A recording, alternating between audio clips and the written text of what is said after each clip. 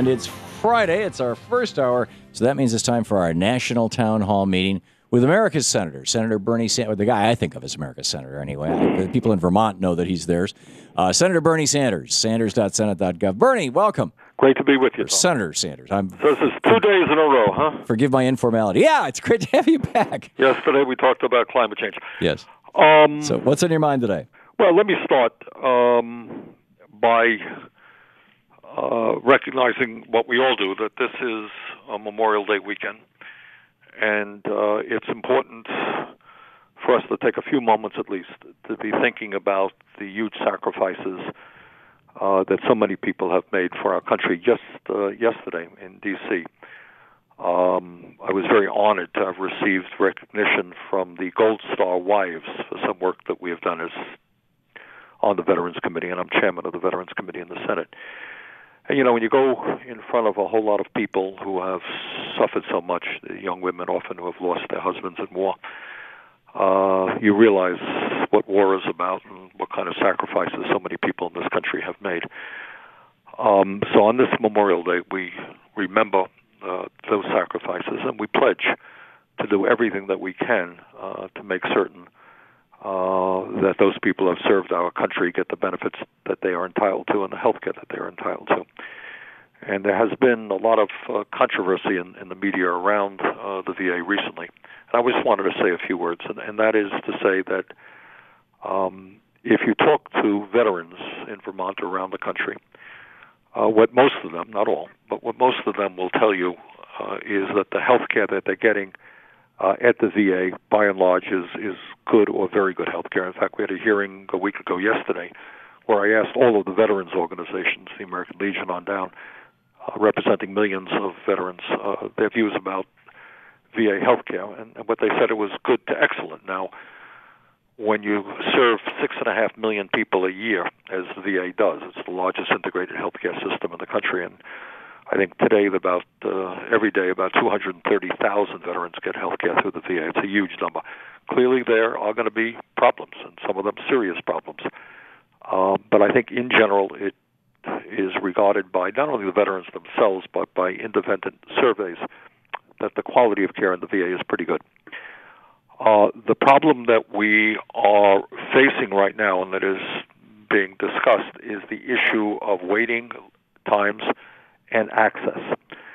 And I suspect we don't have all of the information yet, but I suspect that varies in different parts of the country. What has happened in the VA over the last 3 or 4 years as a result, I think, primarily of the wars, maybe the economy, is the VA is now seeing about 2 million new veterans coming into the system. That is a lot. Yeah. And some, of course, the older veterans have passed away or left the system, so it's a net increase of about 1.5 million, which is a whole lot. And what has to be determined right now is if the VA has the resources to accommodate those veterans in a timely manner. Once they get into the system, they do pretty well. But are they getting into the system as quickly as they should? And I would hope, by the way, on the show, if some of the veterans want to call up, tell me what you think is positive about the VA, tell me what you think is negative. I'd love to hear it. So that's what we have to focus on. And I suspect the problem is more serious in some parts of the country than the other. And then what has happened, which is not acceptable, is a serious problem, is the VA has established a 14-day period by which new people are supposed to be seeing a doctor. And I suspect that there are parts of the country where, for a variety of reasons, lack of resources, etc., they're not able to accommodate that goal. And what may be happening is some people feel the pressure to do double books and pretend that people are getting it in 14 days when they're not, and that is unacceptable. So these are issues that we want to take a very hard look at. We also want to make sure that the VA is run in a way where people are doing their jobs at top levels, and that's going to be an issue that we will deal with as soon as we get back from the Memorial Day recess. Last point is that, as you may know, a couple of months ago we brought forth sweeping and comprehensive legislation to address many of the problems facing the veterans community. And that legislation had the support of the American Legion, the Disabled American Veterans, the Veterans of Foreign Wars, the Vietnam Veterans, the Iraq-Afghanistan Veterans of America, and many others. Virtually every veterans organization in America will understand that, especially since Iraq and Afghanistan, but before that, a whole lot of problems out. To give you one example, Tom, which is very touching to me. Right now, you have God knows how many, but many, mostly women, taking care of veterans who, perhaps were disabled in Vietnam or even Korea or World War II, going back that far. And these are folks who are on duty, in a sense, 24/7, taking care of people who have sometimes very significant problems. What the Congress did appropriately is, for the post-9/11 veterans, made sure that we provided some help to those caregivers through a Caregivers Act. And I want to see that Caregivers Act expanded, because you have a lot of folks, 70, 75 years old, taking care of their husbands. They don't get a day off. They don't get to the doctor when they themselves should. They need some support. But we brought forth this rather comprehensive legislation, which did a whole lot of things for the veterans. Unfortunately, we only had 2 Republicans to vote for it. And a number of Republicans voiced concerns about the expense involved in it. And we're talking about spending $17 billion more, which is a lot of money. But compared to a lot of other things, it's not a lot of money. And my view then and my view now is that if you're not prepared to take care of the men and women who served this country and who came home wounded in body or spirit, if you're not prepared to help them, then don't send them off to war in the first place. So, that's an issue that we'll be dealing with, I think, after the Memorial Day break as well. Yeah, good. There's another issue out there that, on a very different subject, you have heard me talk about the need to invest heavily in our infrastructure. And I'm happy to say that the Public Works Committee, on which I sit, has advanced a 6-year, $265 billion transportation funding bill that would go a good step forward, not as much as we should. But our roads and bridges all over this country are in dire need of repair. And by fixing them, we make the country more productive and competitive, but we also can put substantial numbers of people to work. There is no faster way to address the serious unemployment problem facing this country than rebuilding our crumbling infrastructure. And it's not only roads and bridges, to my mind, it's sewer systems, it's wastewater plants, it is older schools, it is a rail system that needs a whole lot of work, it is airports that need work as well. So rebuilding our infrastructure is hugely important, puts people to work, makes us more productive, and we're making maybe some progress in that on the Senate Public Works Committee. Another issue out there that our website, I invite people to write us on this. We have gotten over 19,000 comments on the issue of net neutrality. And we are forwarding those comments right to the FCC itself. And the issue is, I think, as many listeners know, is that the Internet has been an extraordinary technological advance for democracy and for small businesses and for many other purposes. And what exists right now is that small businesses and bloggers who maybe communicate with a few hundred people have the same level of speed and access as does Walmart or the New York Times. And the issue of net neutrality is that we keep that level playing field, that we don't let these big institutions buy better access than small business people or ordinary Americans. We will be, that's great. Well, we will be right back with more of Senator Bernie Sanders. This is the Thom Hartmann Program. In our national town hall meeting, Brunch with Bernie. Check out Bernie's website, sanders.senate.gov, and of course, you can find him over on Facebook quite easily.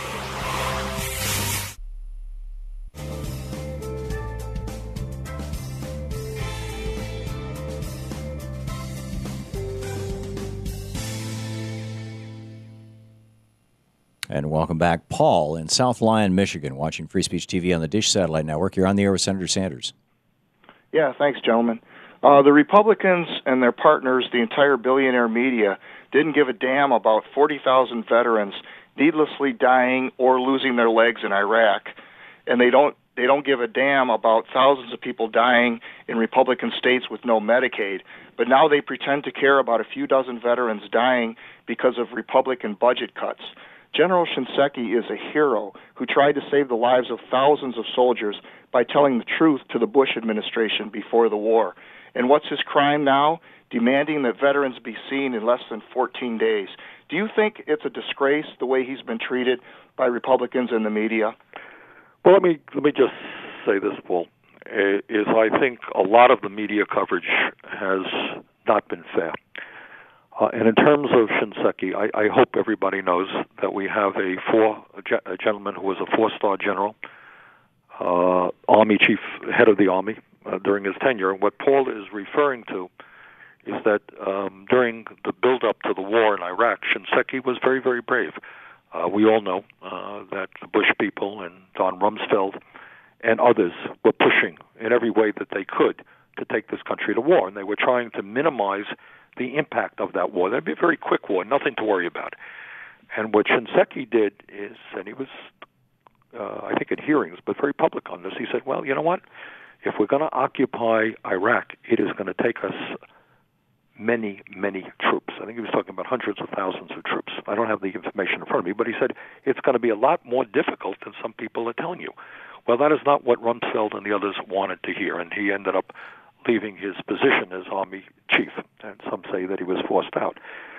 But it took a lot of courage to tell the truth about what the war in Iraq would mean in terms of the occupation and the number of people needed to occupy, and what the potential cost of that war would be. So we did tell the truth. And right now, what everybody should know when you're hearing attacks on Shinseki is that not only is the VA now taking care, healthcare system, just a healthcare system, taking care of about 1.5 million more people than we did just a few years ago, and most of them who are in the system are getting good quality healthcare. The claims backlog, people have heard a whole lot about that. Republicans jumping all over them. What, apropos of what Paul is saying, what our Republican friends forget to tell us is that under the Bush administration, if you can believe it, the entire claims process until 2009, when Obama came in and Shinseki came in, was done by paper. So can you imagine, Tom, that you have an individual veteran who literally has hundreds and hundreds and hundreds of pieces of paper filling up filing cabinets for one case? Yeah, I've seen the pictures. And imagine, multiply that by hundreds and hundreds of thousands. That's where the Bush administration left the claims process. And I remember distinctly when Shinseki came in, we talked about it when he was nominated, about to be approved. He said, we're going to transform that. I don't know exactly how we're going to do it, but we're going to go from paper to an electronic system. So right now, the claims backlog, which was significant for a variety of reasons, has been reduced by 52% in the last 15 months. And in fact, Shinseki is on his way to substantially and virtually eliminate that backlog by mid-2015. That'll be marvelous. Senator Bernie Sanders with us. Our Brunch with Bernie hour here, our National Town Hall Beanie. We'll be back with your calls in New Mexico, Texas, Colorado, Illinois, Colorado, California, Wisconsin, Virginia, and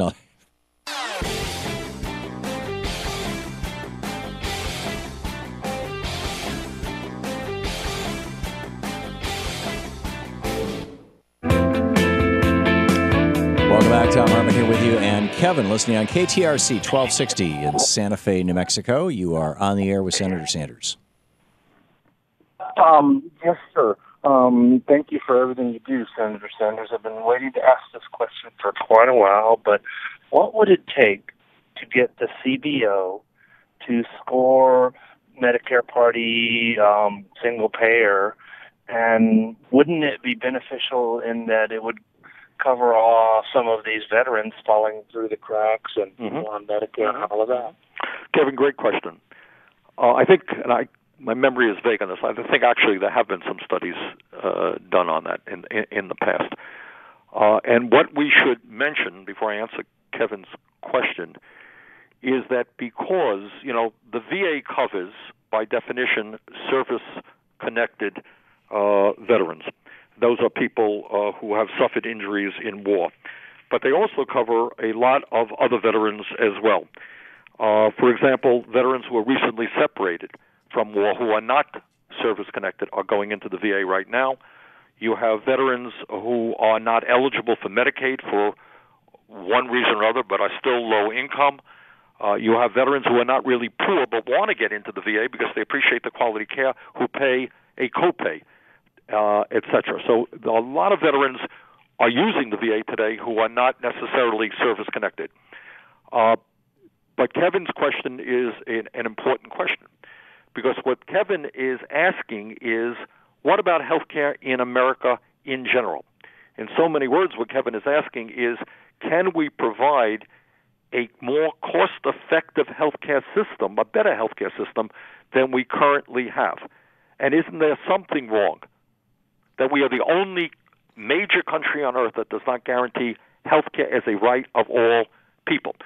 So I find it very interesting that some of my Republican colleagues are suddenly talking about health care in the VA, and some of these are exactly the same people who have voted recently in the Ryan budget to end Medicare as we know it and convert it into a voucher program, who have voted some 50 times to repeal the Affordable Care Act, the ACA, Obamacare, which now has added somewhere between 12 and 15 million people to the insurance rolls.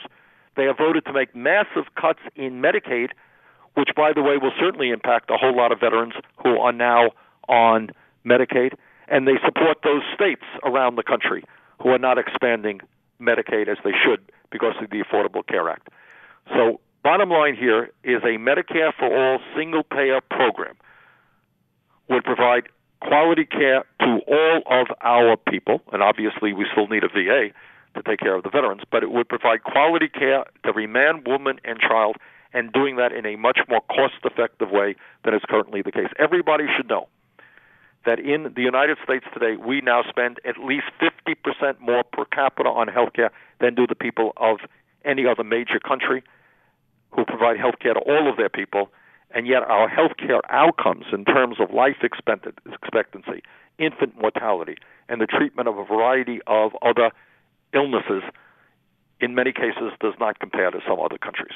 So we've got a long way to go on health care. The goal must be health care for all through a Medicare single-payer system. Bernie, we got a bunch of vets here who want to share stories with you. Ray in LaSalle, Colorado. You're on the air with Senator Sanders. Hello, Senator Sanders. Thank you so much for what you're doing. Tom, we sure miss you here in Colorado on the air, on the radio. Senator Sanders, my experience with the VA, as a Vietnam vet, I was encouraged over the years to make sure I signed up with VA. I finally did so last September. It's been nothing but a joy having my experiences with the VA. Within 2 weeks of sending in my application, I was in for a very thorough physical exam, detailed questioning about my health status, free flu shots, free shingle shots. I mean, it's been marvelous. I happen to mention to one PA that I may have created a hernia. 6 o'clock that night, I get a call from my direct PA advising me that she had set up a counseling up in Cheyenne at the VA hospital for an evaluation. Wow. I'm totally impressed with the VA system from my experience. Well, listen, I want to thank you very much for that. Because, as I mentioned earlier, today the VA is seeing, as they do every day, over 230,000 veterans. And it's clear. I mean, every hospital is going to have its problems, and not every doctor or nurse is 100% doing what they should be doing. But in general, what you are telling me is what I am hearing from many, many veterans around the country. And we have got to get that word out, that by and large the VA provides good quality care. Many of the staff are veterans themselves. They see their work as a mission, not a job. They're trying to do their best. So thank you very much for that comment, and I look forward to hearing from other veterans who will tell us positive or negative stories. But Thanks very much for that. Here's another one. Edward in Chicago. You're on the air with Senator Sanders. Yeah, Senator Sanders, Vietnam veteran here, too. I have a kind of a different opinion on this enrollment system at the VA hospital than the Vietnam veteran from Colorado. I'm glad he said you could get it done in 2 weeks. I didn't know that. I thought it would be 2 months. But you now have to fill out financial papers. You have to see your doctor a certain number of times, I think once every 2 years. You have to be placed in a group. They have like 8 groups. all this could take time. I had no idea you could do this in 2 weeks, to be honest with you. Well, let me go ahead, Ed. I'm sorry. Yeah, but I am enrolled, and I'm going to tell you, I have a lot of problems with this system because with this system now, I basically am dependent upon a doctor to do anything, to get my eyes checked, to get a colonoscopy, a chest X-ray. Everything has to go through my doctor, whereas years before, I just went into VA and said, give me a chest X-ray, give me a colonoscopy, set me up for an appointment. I'm dependent upon a doctor that I don't know is going to be there. That's my complaint And against does that slow down your treatments? Pardon me? Does that slow down the care that you're getting? Absolutely. If I can't see a doctor, I can't get anything done. Okay. Good. That's Good point. the problem. Okay. Ed, thanks very much. Yeah. And we've interesting feedback. We have just 5 seconds. We're going to hit the break here. But what I'd like to do, if Tom, you can give preference maybe today to some of the veterans. Yeah, I've asked Danielle to move them. Positive, we want to hear negative, we want to hear the truth. Yeah, I've asked Danielle to move them up to the top of the board. Although we only have 12 lines, and 10 of them were full when you put out that call. So those, okay. But as people call in, the lines roll over. So we'll be right back with more of Senator Bernie Sanders and our Brunch with Bernie. You're listening to the Thom Hartmann Program. Call 866-987-THOM. And check out Bernie's website, sanders.senate.gov, and you can easily find him on Facebook as well.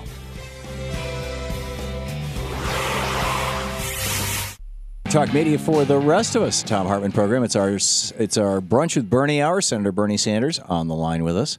And Bernie, you're... Yeah, I'm right here. Okay. Ed in Choctaw, Oklahoma. You're on the air with Senator Sanders. Thanks for taking my call, and greetings from the state of denial. Oklahoma, right. Otherwise known as Oklahoma, huh? Pardon? Otherwise known as Oklahoma. Right. Exactly. The VA system is a fantastic system. I have very little that I can say that's bad about the system, and I've been in it for years. The one problem I do see is every year I get a new primary care physician, and they always complain that they have to see one patient every 15 minutes. Mm-hmm. And they don't have enough time to spend and find out exactly what's going on, and so they end up leaving. And so every year I get a new primary care physician. Ed, thank you for that. That is a problem within the VA. It is a problem within the United States of America. I just was at a meeting this week. It was on single payer, actually. And a young doctor came in. He was not with the VA. And he said, you know what? Doctors are getting burned out, and morale is very low within primary care physicians. Their pay is too low. Too much pressure is on them to see more patients than they're comfortable in seeing. And they also have to fill out a whole lot of forms and negotiate with insurance companies. So Ed, thank you. So I'm hearing from Ed that the care, he says it's a fantastic system, but the problem is the pressure on primary practitioners, which exist in the VA, I know, and outside of the VA as well. Ed, thanks very much for your comments. Jim in Denver, you're on the air with Senator Sanders. Hi, Senator. Hi, Jim. This is about 2004. I had Kaiser, and I was watching the price go up 10%, 20% every year. So since I was a vet, I checked into it, and I was able to enroll in the VA process. But it took like 3 years before I was assigned a primary care physician. And when they did an excellent office visit. They found out that I had prostate cancer. Wow. But then it took a couple months before they could do the surgery because there's a lack of doctors. And the doctor was excellent, and they took care of the cancer. And I'm good today. But there is a doctor's shortage because I had some eye problems, and I went into the doctor's office, and there were about 100 people waiting in the office, some that just got out of the war. They were blind and being led around by their spouse. Mm-hmm. And so I went on my own to have that done. But and now I'm 65, so I'm on Medicare, so I kind of relieved the space for other vets to take mine. Thank you, Jim. So summarize for me. What I'm hearing you say is that it took too long to get into the system. Yes. Once you were in the system, the quality of care that you got was pretty good. Is that what I'm hearing? Excellent, yes. Yeah, excellent. Okay. Okay, Jim, thank you very much. And take care. Bye-bye. Thank you, Jim. Mark, in Chico, California. You're a disabled vet. You're on the air with Senator Sanders. Hi, how are you doing? When I go to the clinic here, we get changed to different doctors every 6 or 8 months, and there's not enough doctors up here. When I go to San Francisco VA, I get treated great.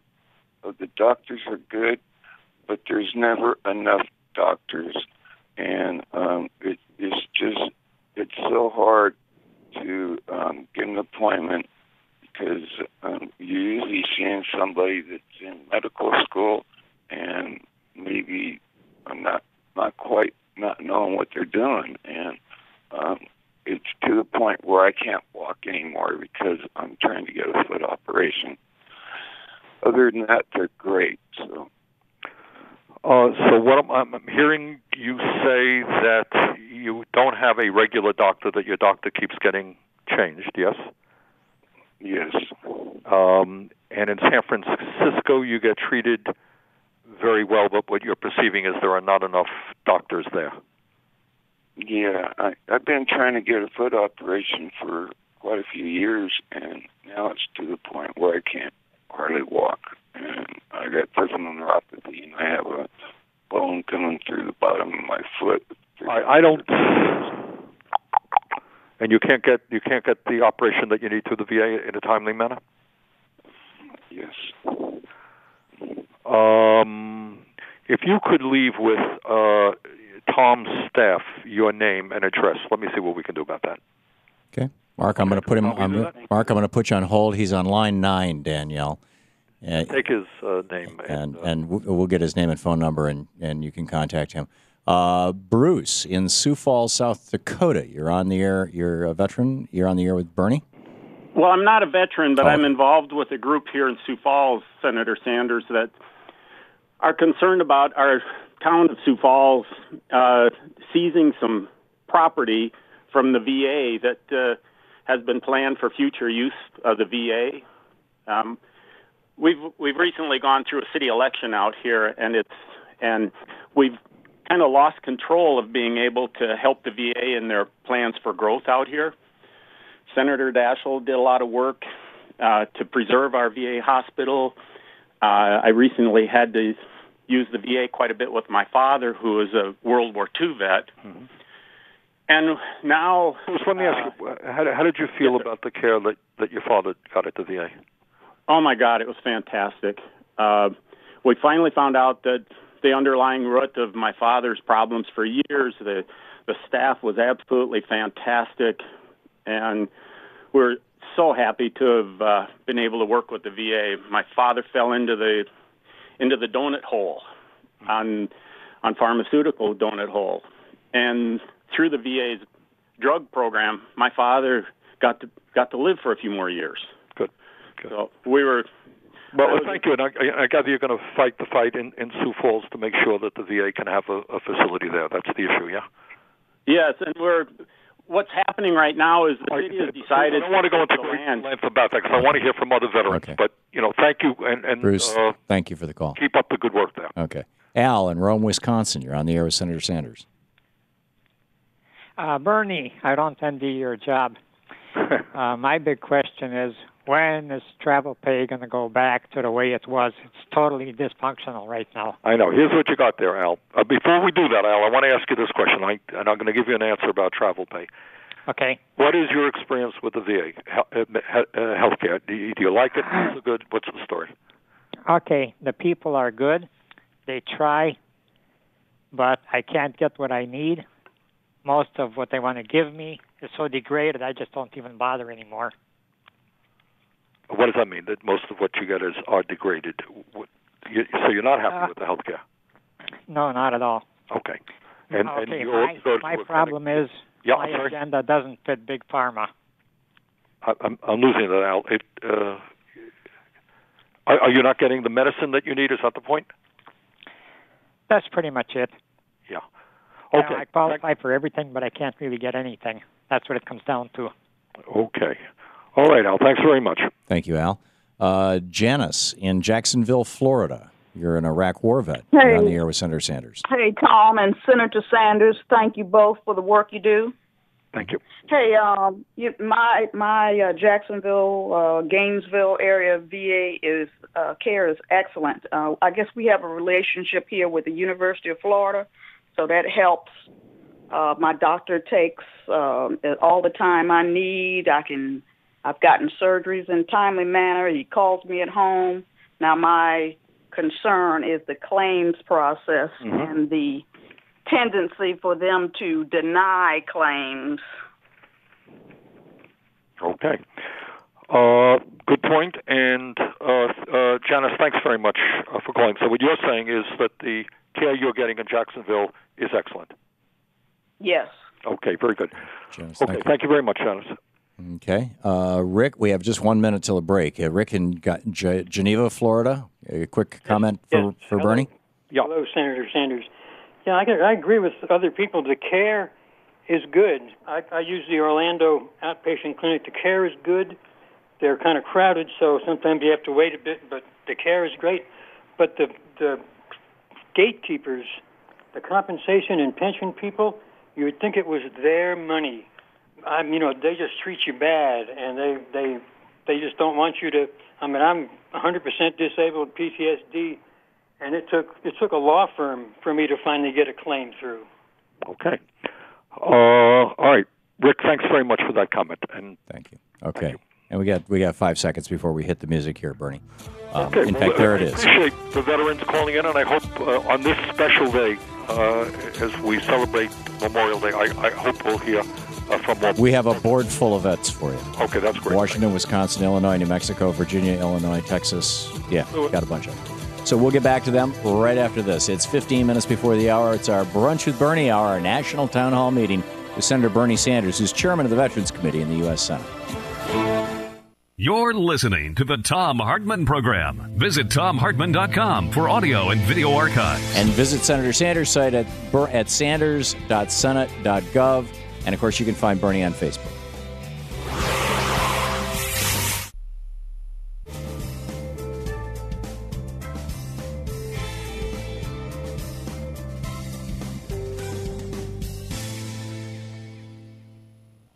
And welcome back. Crystal in Renton, Washington, listening on KBCS. You're on the air with Senator Sanders. Hello. I'm Crystal Lynn in the chat room, so shout out to them. Hi. And I am a veteran, Reagan era. Recently, I've been in the VA program for years, but last year, my husband, partner of 10 years, was finally dying after a long illness. And the people in the VA, the professionals moved in to help me with the bereavement, and then they realized I'm going to be homeless. So suddenly I'm in this other program also, and now I am in transitional housing for veterans only. And the safety net was there because I'm a veteran. Right. Well, Crystal, thank you very much for calling, and I hope things go well. But what I'm hearing you say is that the VA was able to provide you with a variety of services, help your husband and during the transition period, and you're getting decent housing now. Is that what I'm hearing? Crystal? Yes. Okay. Yes. Well, thank you very much. And in a couple years, I'm going to be in subsidized housing. Good. Because of the vets. Well, thank you very much for calling. Thank you, Crystal. Nick in Kenosha, Wisconsin. You're on watching Free Speech TV on Dish Network. You're on the air with Senator Sanders. Senator, I want to thank you for what you've done to my daughter. For my daughter, I talked to Tom, I think it was a few months ago. My daughter committed suicide last year. And I want to thank you and your staff for responding to her letters, even though her congressman, the local one, never did. And I just want to thank you. And she was a vet, right? I am very sorry for your loss, Nick. Is there anything we can do? What, Nick, do you have any thoughts about the VA that you want to share? Well, she was an Iraqi war veteran. She was disfigured, and the problem was just waiting for psychiatric help. Mm-hmm. Okay. I mean, I can't really blame them. I mean, they're really overwhelmed. I mean, all these kids coming back from these wars. It's just, I guess, it was too much for them to handle. Well, the truth is that you're right. We're looking at 200,000 men and women coming back from Iraq and Afghanistan who have PTSD or TBI, traumatic brain injury. That is just a huge, huge number, and a number of them are going into the VA, and it is a difficult issue for the VA. No question. Plus, it's just in the last couple of years that the VA started, or the federal government kind of started officially recognizing Agent Orange from the Vietnam era. Yeah. And so that's expanded that. Senator, just that letter that she was holding from your office in her hand, and I never seen her smile for a long time. That meant so much to us that you did that for her. Well, I'm glad that we could do that, Nick, and you hang in there. Nick, thank you very much for the call. Great to hear from you. We have just about 20 seconds before we hit the break here. Yeah, just a few seconds, and then we'll pick up. Tom, first of all, I want to thank all the veterans who are calling in. I know we've been focusing on these issues today, and there are many, many other issues out there, but it is important for us all to know what the VA does well and what it does not do well, and how we can improve that system. Yeah. There you go. We'll be back with more with Senator Sanders in our National Town Hall meeting, Brunch with Bernie, right after this.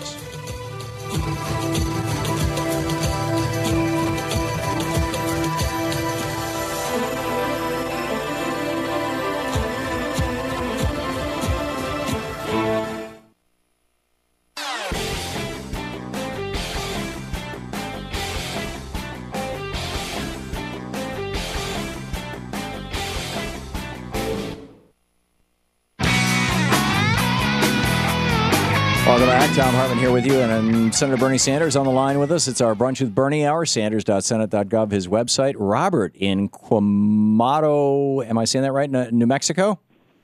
Yes, sir, you got it. You're on the air with Senator Sanders. Hello, Senator. Hey, Robert, how are you? I'm doing very fine, thank you. And I would like to tell you that ever since I got out of the Navy in the 80s, every now and then I've had to use the VA, and it's always been very good. And about 4 years ago, I had a major stroke, and I must say that I'm so thankful that they took care of me very well. And I was in the hospital for quite a few months, and all the people working there, 98% of the people, I would say, were most professional and worked hard to help myself and the other veterans around. It was great. Okay, Robert, thank you very much. So I'm hearing from you that your experience with the VA has been a positive one. Yes, sir. Okay. Robert, thanks very much. Thank you, Robert. Mark in Downers Grove, Illinois. You're on the air with Senator Sanders. Mark? Hello. Yeah, are you there? Yeah, hey, Mark, you're on the air.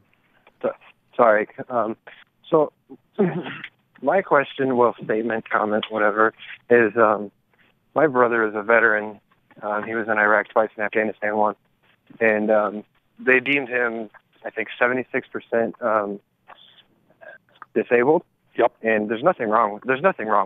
I mean, he does have PTSD, and I'm not trying to, put that down in you because that's a major thing, and I know that. But my problem with the VA is they just bought him a $375 house because he's disabled. They bought him a house for how much? I'm sorry, they didn't buy it. They didn't buy the house. He got a VA loan. VA loan, yes. Okay, but he is also getting paid by the VA because he's disabled. So virtually the money that he gets from the VA pays for the house. And my problem is his wife is getting paid to be his caretaker. They go out and go golfing, they go travel. There's nothing wrong with him. So all these tax dollars, for however the money comes, is being... So, Mark, you think your brother's a moocher? Is this a sibling rivalry or a real story? I don't know. No, I love, my brother did a lot over there, and, I mean, I'm just saying, this could be for anybody. Yeah. I don't know why they're paying for all of this money to somebody that is perfectly fine when it could be going to something else or somebody that needs it. Thank you very much. Appreciate your comments. Thank you, Mark, for that. Keep it coming, Tom. Carlos in Moreno Valley, California. You're on the air with Senator Sanders. Yep. Hi, how you doing? Good. My complaint is this. I've been fighting for over 14 years with the VA with many issues. Dealing with discrimination, stereotypes. I feel the same with our other veterans. They act like they're competent. I've had problems with my competent. My case has gone all the way to the Board of Appeals. It has been remanded like 3-4 times. So, Carlos, do you feel you're being discriminated against? Yes, I feel I'm being discriminated. I have an injury that I have since 20 years from the Army on my ankle, and it needs an operation. It's hard for me to walk on it. Are you, Carlos, accessing the VA system right now, the healthcare system? Yes, I am. I'm accessing. I had to leave the Long Beach VA. Let me ask you this. Do you get good care at the VA, or you're not happy with the care? I'm not happy with the care because the primary doctor, they act like they don't have enough time. Then they strict about how they regulate medication. I'm suffering in pain. It seems like they have no motion. It's like the waiting time is too long. I went to the emergency room for 4 hours. I couldn't even get attended. Okay. I left, still feeling terrible because I was having severe back pains. I suffer from fibromyalgia. And I've been diagnosed since 2003, but yet it seems I can't get my compensation. Okay. You're going through the process right now. You're at the appeal board, and you're doing the right thing in making your case. Thank you very much, Carlos. Thanks, Carlos. Richard in Munster, Indiana. Richard? You have feedback for Bernie? It's really funny. I just got a letter today from the VA. I go to the pacemaker clinic in Chicago, and I've never had anything but positive results. I get my ProTime INR check there down in Crown Point, and I get my drugs there, and I get my pacemaker checked. And one time I went to get my pacemaker checked, and the physician's assistant or whatever she is, the nurse practitioner, asked me why I went off of this one drug, and I said, well, the VA doesn't pay for it. She says, I'll get it for you. She got it for me. It was like, wow. So you've had a positive experience with the VA. I have a very positive experience, yes. Okay, very good. Richard, thank you very much. Bernie, if I could just make an observation. We have just a minute left. It seems to me that every single person who's called in with a complaint today, central to their complaint has been pain. And I know I had an injured shoulder earlier this year, and I was in incredible pain for several months. And my doctor was afraid to prescribe, serious narcotics for me. And so I was just walking around in pain. In fact, it was spiking my blood pressure to the point where I was taking blood pressure drugs because of the pain. And I'm wondering if the VA's docs, like my doctor, are just afraid because the DEA is all over everybody if they prescribe narcotics. They're afraid. I think there is a concern within the Department of Defense and the VA and the medical community in general about the overuse of certain drugs. Yeah, and it's a legitimate concern. And what the VA is doing, by the way, Tom, is being very aggressive in trying to get people off of opiates and into complementary and alternative medicine. And they've done some kind of breakthrough work in yoga and meditation and acupuncture, which appears to be having some positive results. Yeah. And that's a good So let me just, as we go off the air, Tom, let me thank all of the veterans who called and all the veterans who didn't call, and thank them all for their service to our country. And we appreciate so much what they have done. I join in the sentiment. Senator Sanders, thanks so much for being with us today.